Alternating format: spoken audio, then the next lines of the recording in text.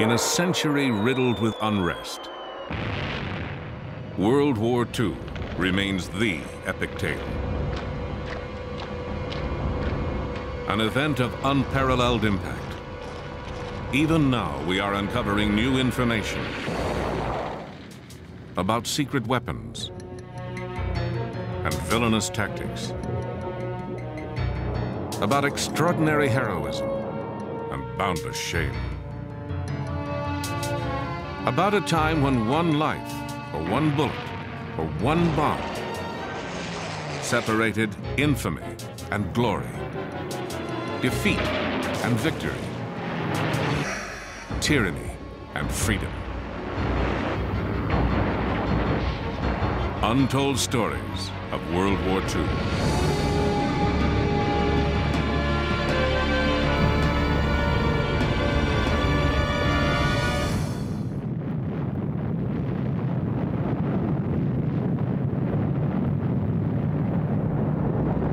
On the 16th of July, 1945, a bomb exploded in the American desert.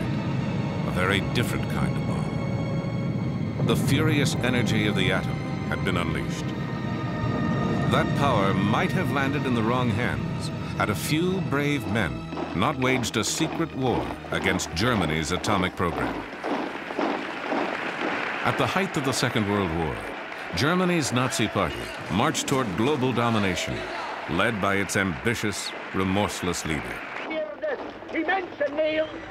Adolf Hitler had the will to conquer the world. All he needed was the weapon. And he had found the means to make one in the most unlikely place. It was here, in the snow-packed mountains of Norway, that a handful of soldiers on skis fought to stop Hitler's dream of possessing the ultimate weapon. Old men now, they remember how they risked their young lives for the cause of liberty. They would stop at nothing in order to conquer the world. So the feeling they had to be stopped became very, very strong. We were quite certain that if we were caught by Germans, we were all being executed. It would take 3 daring attempts before they succeeded.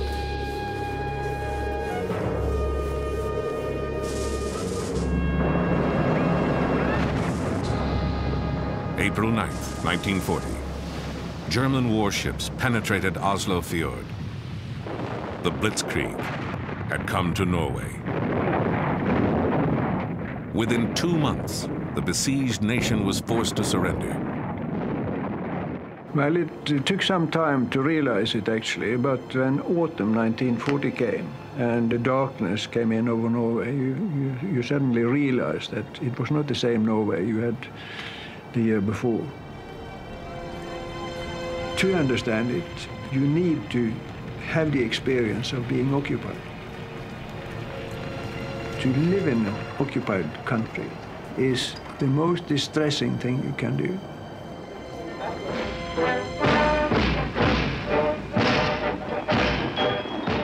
A vast occupying army flooded the country.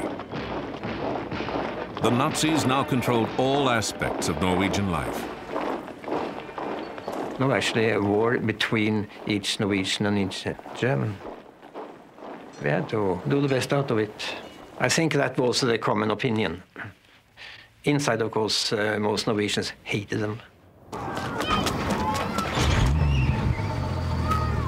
They introduced Gestapo in Norway when they understood that resistance was coming.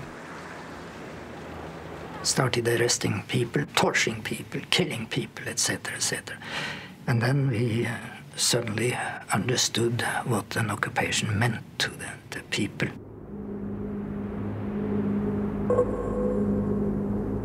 Hitler's grasp extended into every corner of the country.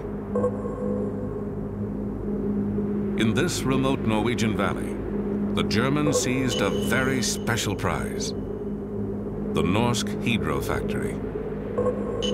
Surrounded by mountains, the factory had been built on the face of a cliff overlooking a deep and impassable gorge. For the Nazis, it was an ideal location for a wartime project, difficult to bomb and easy to defend. But to the generals in Berlin, Norsk Hydro offered even more.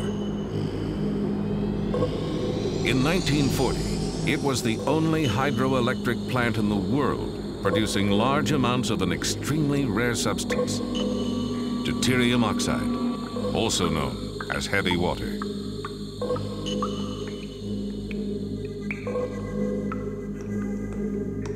As soon as they took control of the plant, production went into high gear.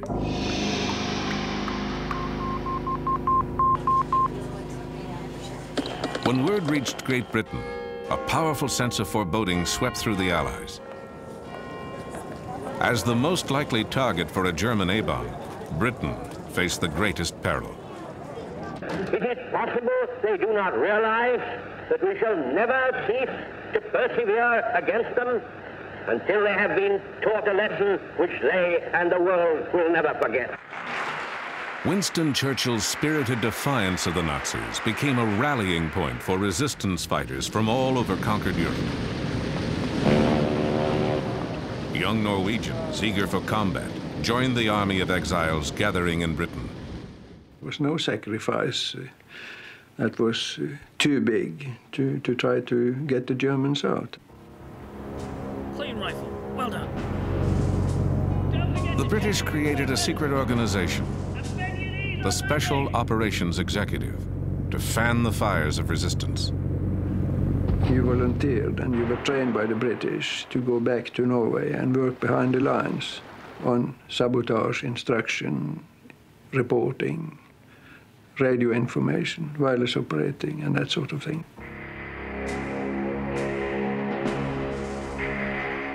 A few young resistance fighters would return to Norway undercover, armed with a plan to destroy the heavy water factory. They were country boys and city kids, engineers and outdoorsmen, university students and career soldiers. Shock troops in a clandestine war against Hitler's A-bomb. They would become legends in their homeland. And some of them would even star in this 1948 movie, chronicling their real-life exploits. Scenes from this film give a revealing glimpse of the daring mission. October 18th, 1942. 4 of the men returned home in a dangerous night parachute jump. Their mission, to guide a British explosives team to the heavy water plant. When we were leaving for the dropping zone, you felt that some of the people sending you didn't expect to see you once more. So we had to more or less to cheer them up and say it's not this easy to get rid of us. We will be back. Just wait and see.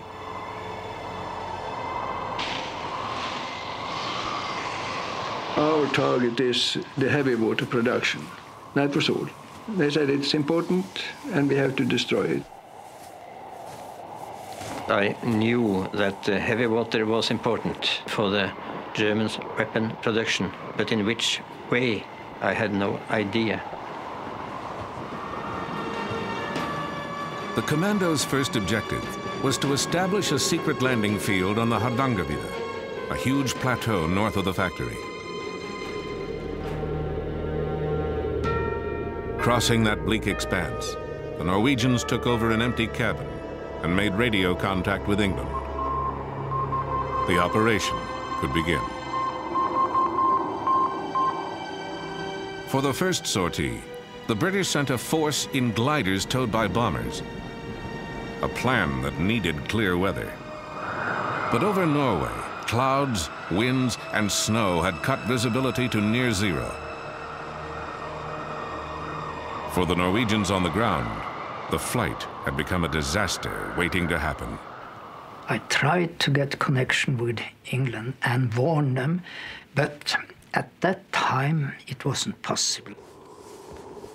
And then suddenly I heard interference in my headphones, and I knew they were not far away.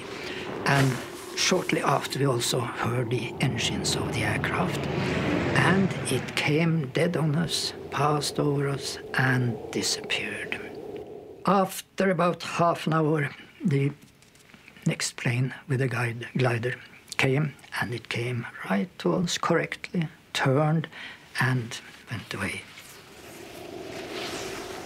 The British troops never arrived at the rendezvous point. We got a message from London that both gliders and one of the Halifaxes had crashed in the mountains.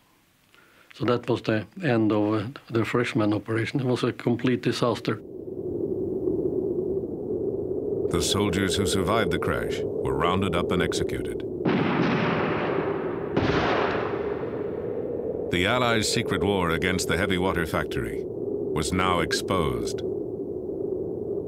To avoid detection, the commandos withdrew deeper into the Hardangervidda. For weeks, perhaps months, they would have to live off a land where little existed but snow and ice. When this mission on the gliders failed, we had actually no supplies for further stay in the mountains. So we were dependent upon reindeer. But at that moment, there were few or no reindeer at all in our area because of the wind directions. It was so very difficult to get to the reindeers. But the day before Christmas, Jens, he shot the reindeer. Jens learned that if you take the stomach of a reindeer, you get vitamins from the reindeer moss. So we cut up the stomach and took out the reindeer moss or the contents and mixed it with blood and everything and made a nice porridge mixed with brain. And we were eating it, and it probably saved our lives. So Christmas Eve, we had a real fine party.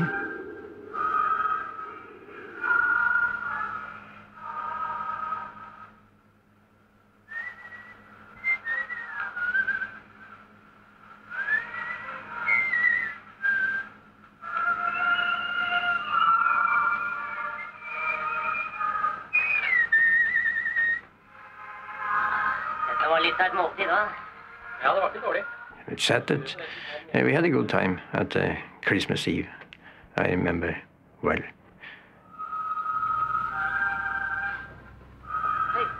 You know your comrades outside and inside. You know what he is going to say before he opens his mouth. They had endurance. They had a will to hold on when there is nothing in you except the will which says to hold on. They would have to hold on through the darkest months of winter. But each day, the Nazi supply of heavy water was growing, drop by precious drop. London had to make a move. A second Norwegian squad, specially trained in explosives, would drop onto the Hardangervidda and join their comrades in an assault on the heavy water plant. February 16th, 1943. Under cover of night, the 6 new men landed. Now the commandos were ready to strike a blow against Hitler's A-bomb, if they could penetrate the factory's formidable and deadly defenses.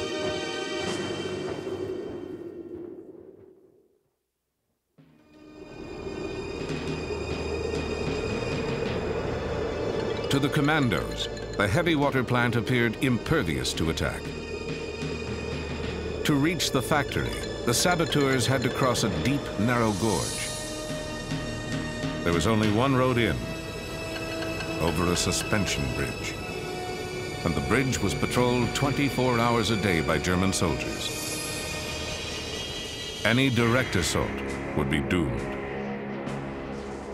But the chasm itself, with its steep, icy wall, lay unguarded. Some of us said we thought it was rather impossible to cross that gorge, but it was decided that one should go down and find out.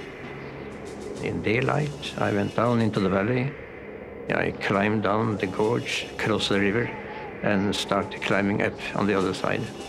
And then the same way back, up to my friends up in the mountains, and told the facts that it was possible to cross the gorge.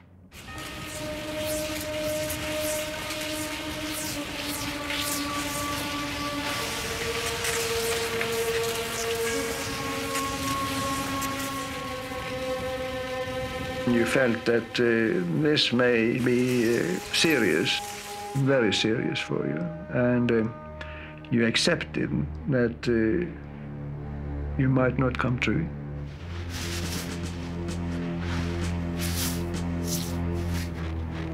And we climbed down the river and up on the other side, and our plan was to get in position for the attack by 11:30, because at 12 o'clock at night there was a guard shift down on the suspension bridge.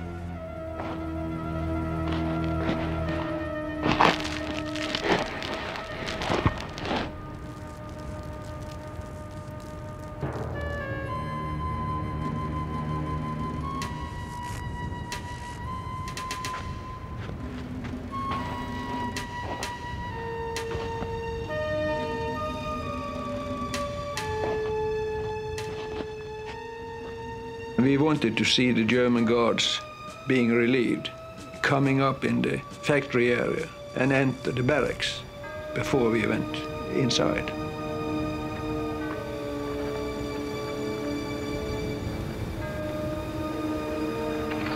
We all thought we would be discovered when we forced the gate, but nothing happened. Two of us carried a full set of charges. In case one should be shot, there should always be reserve. The task for the demolition team: to attach explosives to the heavy water cells located in a basement room. Meanwhile, their comrades on lookout waited. Each passing moment increased the chance of discovery. If we had been discovered, I knew that during such circumstances, you will have to act. So they shoot. If a shot would, of course, maybe spoil the whole operation. Inside, they overpowered a Norwegian workman. Holding him at gunpoint, the saboteurs placed their charges, pausing only to decide how much time they would need to escape before the blast. Suddenly, they were interrupted by their captive. He broke in and said, "It's all right, you may blow the factory, that's all right, but may I have my glasses, because it's hopeless to get no glasses in Norway today." And you would have thought that you probably said, "Damn your glasses, you have no time for looking for glasses." But instead you dropped what you were doing and you searched all around the room, and you found the holster for his glasses and gave him, and he said, "Thank you very much." And so we went on with taping the fuses.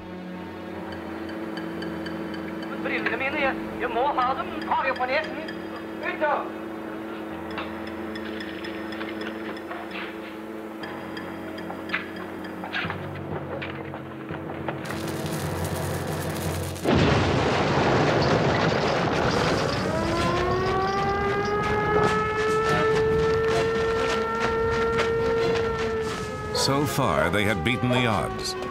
Now the commandos had only seconds to make their escape. And after a few minutes, 1 minute, maybe 2 minutes, they were there with us on the railway line. And we ran the same way back as we had come in.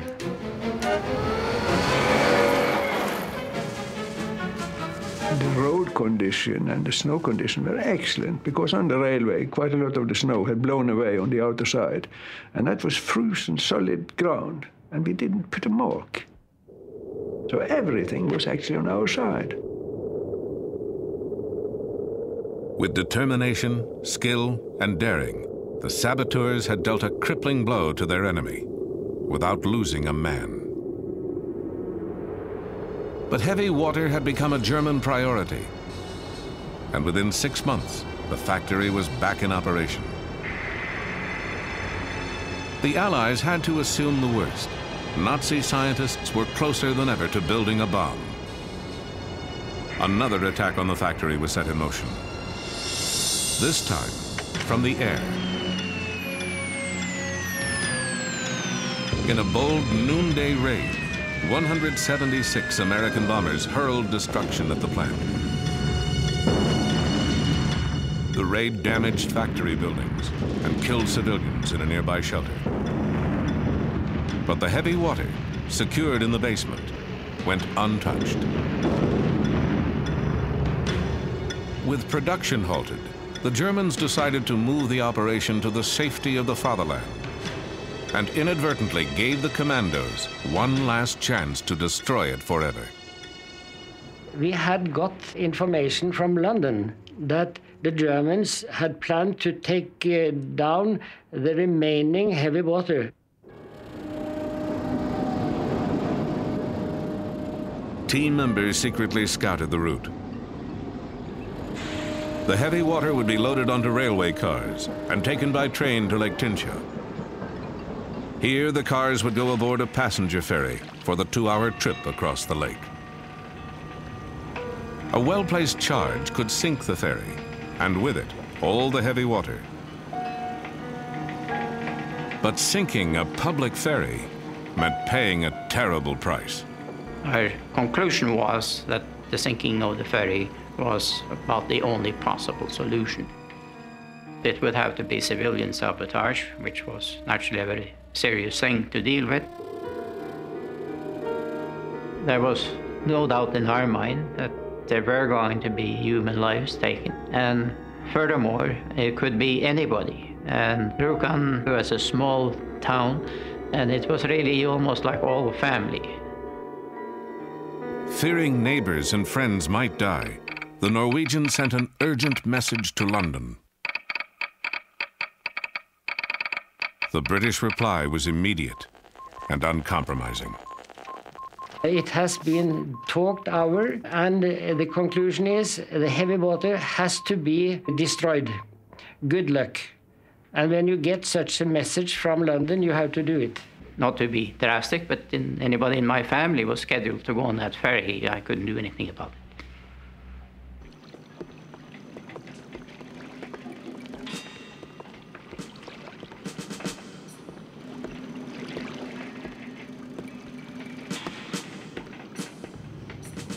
The Germans never put any guards on the ferry.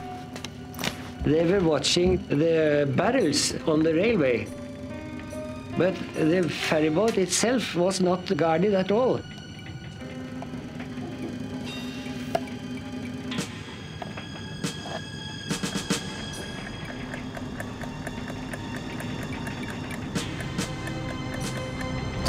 At 10 o'clock on a quiet Sunday morning, the ferryman cast off from the dock on schedule.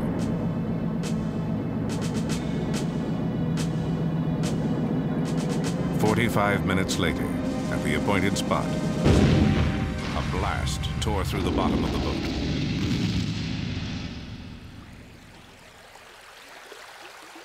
It was a very, very hard blow, and the ferry rapidly rose. And the cargo on the ferry, they were railway wagons, you see, so they rushed down and tilted the ferry still more.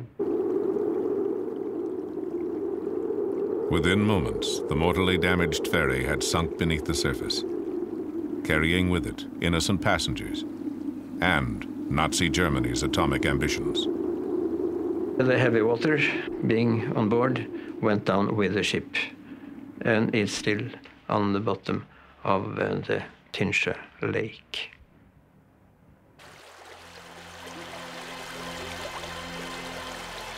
Later, the Allies would learn that the Nazis were never close to an atomic breakthrough.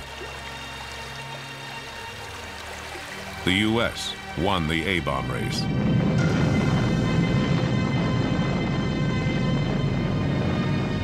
Within months of the German defeat, America dropped the first atomic bomb. But in the Allies' hands, the bomb helped to win a war, not perpetuate one. If Hitler had the bomb, he might have used it to devastate the world. The Norwegian resistance fighters did their part to stop him.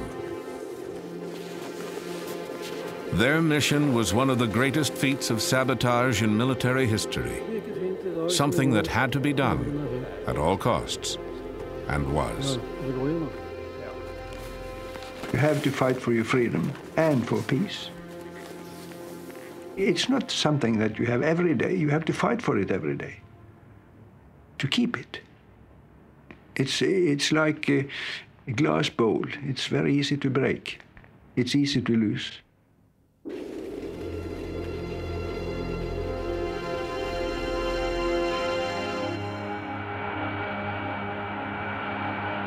Half a world away, on December 7th, 1941, Americans learned the cost of freedom when Japan devastated Pearl Harbor. That sneak attack included the stealth weapons of their day, midget submarines. They were sleek, deadly, and until now, consigned to history.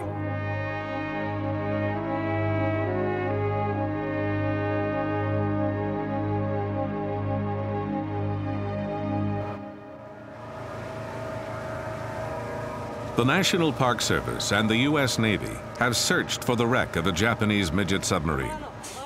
An hour before the Japanese savaged Pearl Harbor, a U.S. destroyer sank the tiny vessel. The encounter could have warned American forces that bombs and torpedoes were about to rain on Battleship Row, but it did not. Now hold that. Shift her around. Marine archaeologist Dan Lenehan directed the hunt for the midget sub. Jim Delgado was the project's historian. Their collaboration grew out of earlier research below the surface of Pearl Harbor. They searched for evidence of a bygone conflict, a battle waged underwater by 5 midget submarines. One sub played a special role. And what's particularly exciting about the midget sub that's outside the entrance is it would have represented the first exchange of hostilities between the United States and Japan in World War II. And because remember that this sub was sunk an hour before the planes attacked Pearl Harbor. It's an incredibly important, significant find if we could do it. The search for the midget sub focused on a square mile of debris-laden bottom. The area is a graveyard of war relics, like this old Navy plane. 1,000 feet down in the darkness, everything begins to resemble a sub. But what they're looking for is 80 feet long and 6 feet across. It carried 2 torpedoes and was manned by an officer and a navigator. They were going to come on in, sit and wait, and then when the attack occurred, when the planes came in, when all hell broke loose in Pearl Harbor, they would surface, fire their torpedoes, wreak as much havoc as they could, swing around Ford Island, head back on out, and then rendezvous with their mother subs to be taken back to Japan. The mother ships moved into position off Diamond Head before midnight, December 6, 1941. They arrived ahead of the Imperial Navy Task Force. Each mothership had a midget sub strapped to its hull. The larger craft would release the midgets before dawn and retrieve them after the attack. But the tiny vessels would never return from the battle, a clash of giants that had been brewing for years. A long series of brutal attacks upon From Manchuria to French Indochina, in less than a decade, Japan had rolled up a long list of conquests across Asia.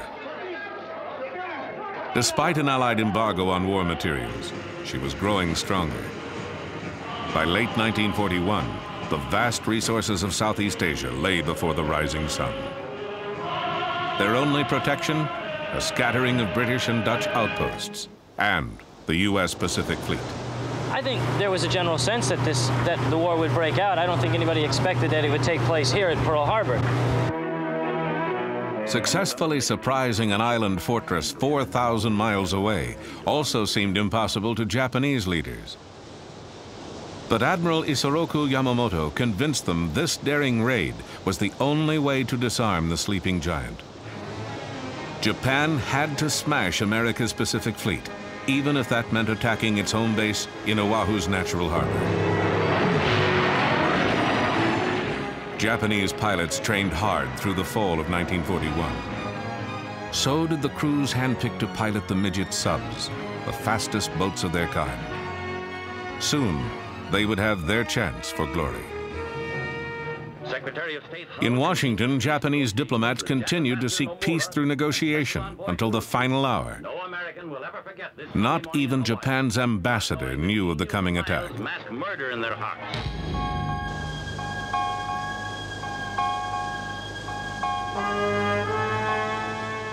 December 7th, 1941. As Oahu slept, the Japanese task force brought 350 attack planes into striking distance of Pearl Harbor, just 200 miles away. In Washington, military intelligence teams had broken Japan's diplomatic code. They knew an armada was somewhere in the Pacific, but they did not know its destination. Near Diamond Head, dawn was approaching. The Japanese mother subs surfaced to release the midget submarines. But something went wrong. At 6:30 a.m., a seaplane pilot and a freighter crew reported a strange sub approaching Pearl Harbor. The captain of a nearby destroyer, the USS Ward, realized intruders were trying to penetrate the fleet's defenses. His gunners opened fire. The midget sub began sinking in 1,000 feet of water. Depth charges finished her off. The Ward reported the sinking twice. But before notifying Pacific Fleet Commander Husband E. Kimmel, District Headquarters waited 30 minutes. The delay was all the attackers needed. News of the sub might have prevented what happened next. Well, the message was radioed in that they'd fired on and depth charged this sub. It didn't reach Admiral Kimmel. It wasn't until just a few minutes before the attack commenced in earnest with the planes coming in that the Admiral is finally phoned and told, look, we got this message in from the commander of the ward saying that he's fired upon a sub operating in an offensive zone. Kimmel says, well, why wasn't I told about this? He's putting his uniform on, he's heading out, and at that moment, the planes come screaming in overhead, the bombs start dropping.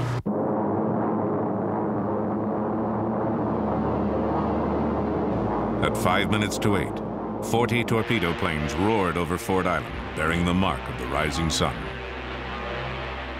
Accompanying them were 51 dive bombers, 49 high-level bombers, and 43 fighters. American sailors thought they were seeing a practice drill. Bombs and bullets found them eating breakfast, ironing uniforms, or staring into the fatal sky.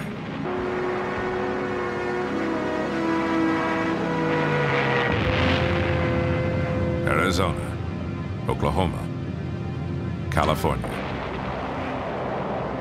One by one, the great ships sank. The West Virginia alone took 6 torpedoes and countless bombs. Pearl Harbor's air defense burned on the runways. Only a handful of pilots managed to scramble into a sky thick with enemy planes. The midget sub's moment had come, but one had been sunk by the Ward. A second was depth-charged outside the harbor. Of the 3 that remained, 2 posed a threat to Battleship Row. Between waves of attacking planes, Sub 3 fired a torpedo and missed.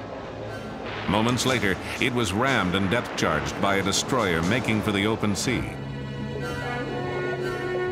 Sub and crew hit bottom. Overhead, the Japanese continued their assault. But now smoke and anti-aircraft fire obscured their targets. The sleeping giant had awakened. Ripped by a bomb that set off an ammunition magazine, Battleship Arizona blazed toward her doom. Survivors staggered into waters aflame with burning oil. Japan's brilliant, relentless attack had killed more than 2,400 Americans and crippled most of the U.S. battleships in the Pacific.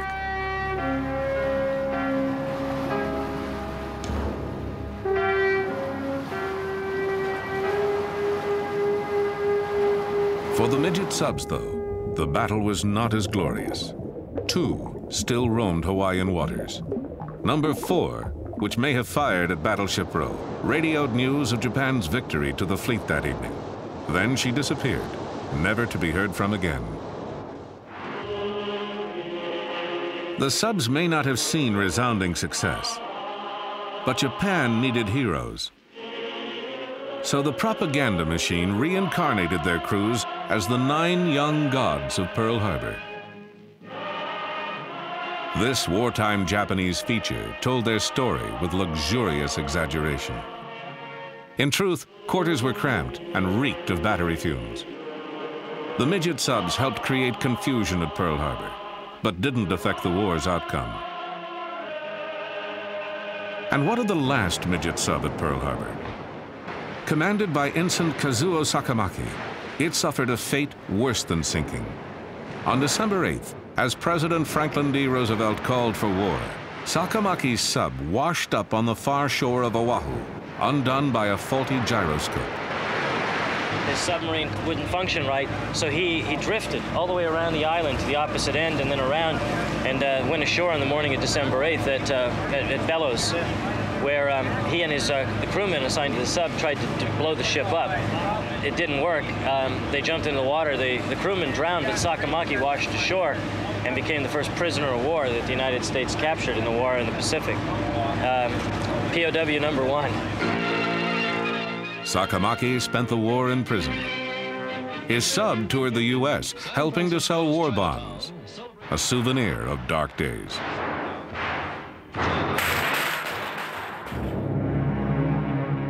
At war's end, after throwing its all at U.S. forces, Japan let slip a new weapon of terror.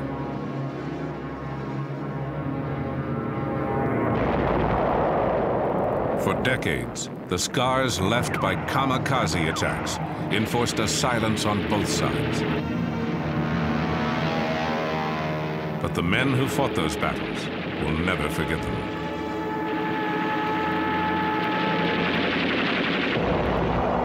(1944). Japan, its back to the wall, made a final fanatic effort to stave off defeat. In an act incomprehensible to Americans, the Empire ordered thousands of men to certain death. Before an attack, pilots drank a toast of sake, a warrior's welcome to the death that awaited. They were kamikaze, named for a typhoon that saved Japan from Mongol invaders. Some were veteran pilots. Many were idealistic students, eager to die for their nation's glory.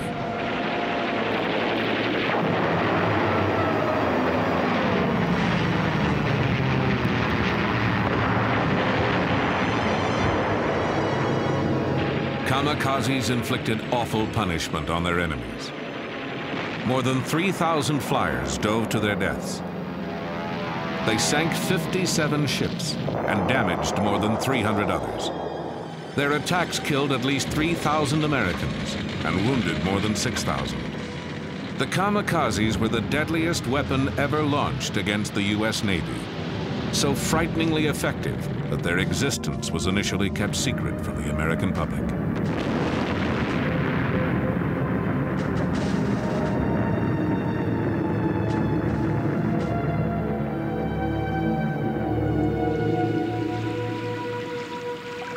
On April 16, 1945, kamikazes knocked the USS Laffey out of the war.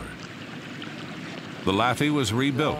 She is now a museum ship in Charleston, North Carolina. Today, she's receiving visitors, her skipper and 4 crew members from World War II.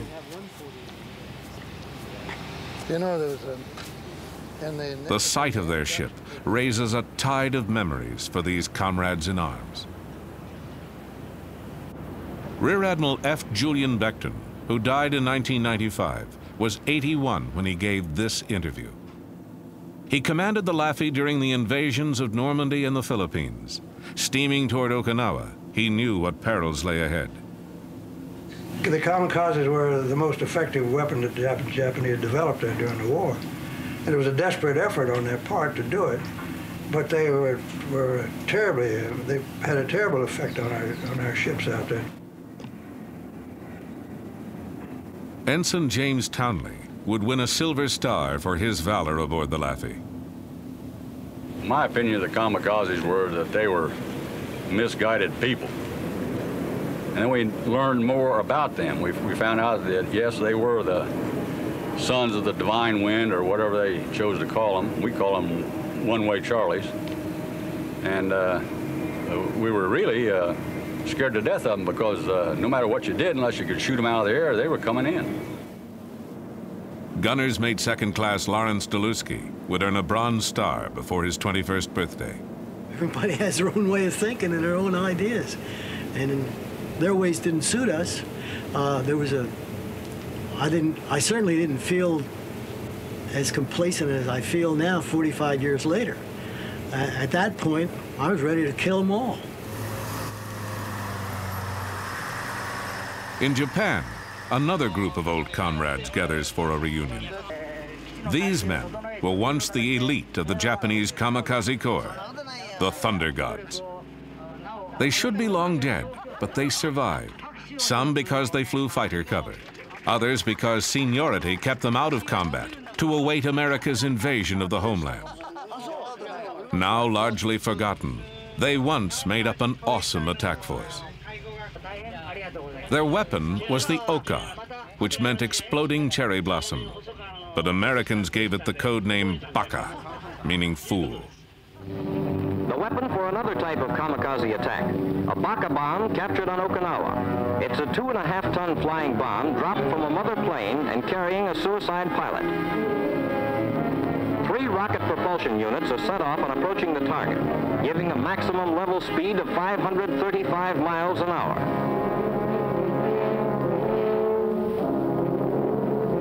The Baka's punch is an armor-piercing 2,600-pound warhead. It's the first weapon specially designed for the kamikaze flying corps.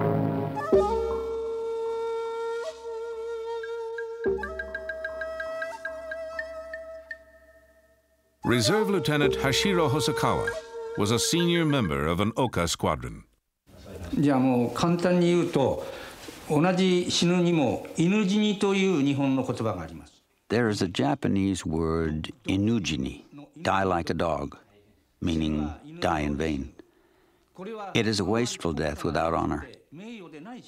When I became a pilot, the situation was already so bad that fighting in an ordinary way was no use. We were chosen as elite pilots. Each of us received a headband and a dagger. We thought it was a privilege granted only to the members of the human torpedo unit, the elite Oka Corps, and that we would die gloriously.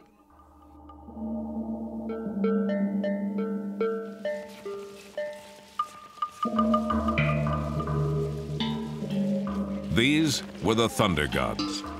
All had volunteered. All were ready to die. Each year, they gathered to pray for their fallen comrades. Commander Kunihiro Iwaki was vice commander of the Corps. 海軍の伝統としましてね。The war situation was going so badly for Japan at that time that we realized that any semblance of normal military tactics could not possibly succeed. And we had to do the unthinkable or the incomprehensible in terms of the military acts in a last-ditch attempt to primarily get the American aircraft carriers. Given that situation, the men realized they had to become one with the bomb in that last final struggle. Lieutenant Morimasa Yunokawa commanded an Oka squadron. The thought of my death crossed my mind only for a fraction of a second. I was then thinking of only to serve. No matter how you try to understand how things were then, now in this peacetime, I don't think you can. A kamikaze could send a ship to its grave, but each flyer had only one chance for success. Pilots were supposed to aim for battleships and aircraft carriers, but destroyers and their radar gear were also targets. Aboard the Laffey, nervous sailors repeated tales of picket ships breaking in half and sinking immediately. The crew would always debate, where is the safest place to be? That was always the big talk. Is it safer to be below, or is it safer to be on deck, or in the bridge, or wherever? They all had their own theories about where was the safest place. Of course, there was no safe place.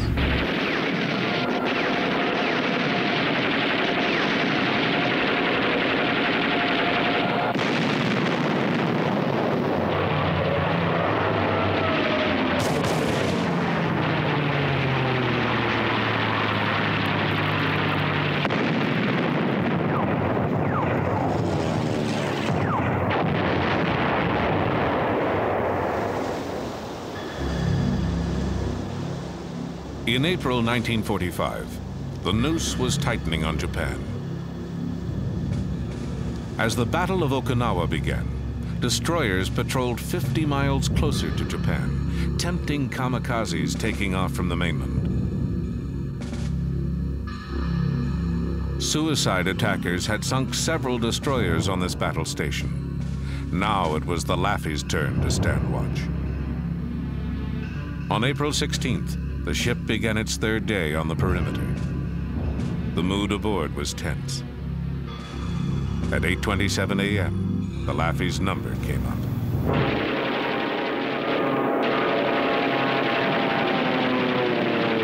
Well, the first ones were they sort of circled around out pretty far, maybe 10,000 yards, and they'd and then all of a sudden, it's like some sort of signal, they started coming in. And first they just came in one or two at a time, but then they started coming in several at a time, and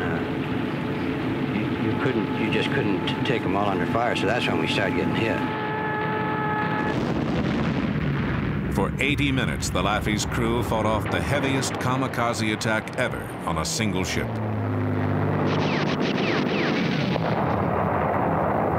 Our closest call was a plane coming in on the starboard beam. And it was, when I first saw it, it was low on the water, about 10,000 yards out. I figured it was about eight seconds away from certain death unless the gunners got it. And our Mount 52, which was just forward of the bridge, was firing at it and firing fast. I noticed that the bursts were just off, just missing him. So I just moved it, and the next one went right into hit him right in the nose, and just blew him up. And that one was the one that would have gotten us all. And it just literally disintegrated. And everybody heaved a big sigh of relief. And just after that, then here came one in out of the sky on the port side. One came in low on the water on the port quarter, and we were at it all over again.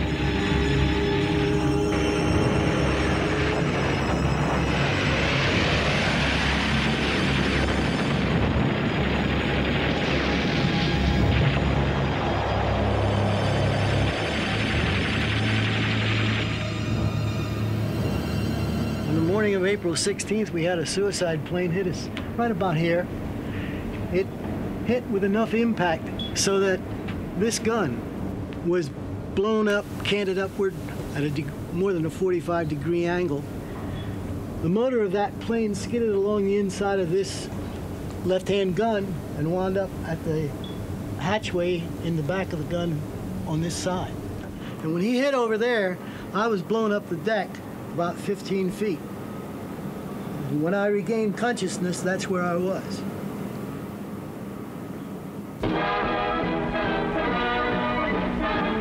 Ripped from stem to stern by the attacks of Jap suicide pilots off Okinawa, the destroyer USS Laffey comes home. The Laffey was struck with everything in the Jap book. In the savage attempt to finish her off, 22 suicide pilots roared over her. 7 bomb-loaded planes crashed on her decks. The final score was 9 enemy planes shot down by the Laffey. But 32 of her brave men were dead or missing, and 60 were wounded. In the words of her skipper, Commander Beckton, she was truly the ship that would not die. Flying conventional aircraft, kamikaze pilots caused terrible damage. But the Oka Corps never really got a chance to affect the war's outcome. The bombers that carried the Okas were slow, and American fighter pilots shot down most of them before they could release their deadly cargo. By war's end, Hosokawa was his unit's only surviving officer. He found the transition to peacetime troubling. それからちょうど台風眼の中にいちゃったんじゃないかと。All of a sudden, the war was over, and I had the feeling of someone who had been in the eye of a typhoon. And suddenly the typhoon is gone. The weather is clear and beautiful. No one, nothing is left but myself. And the feeling is, why? It's a very strange feeling that I cannot understand. Why the typhoon spared me. Thankful, dear Father, that you saw us through these difficult days. They were doing dear Father, what they felt was right, just as we were doing what we felt was right. It had to be. How else could you put your life on the line for something you didn't believe in? Preserve this ship and for the cause of freedom. We ask, dear Father, that their memory continue with us always.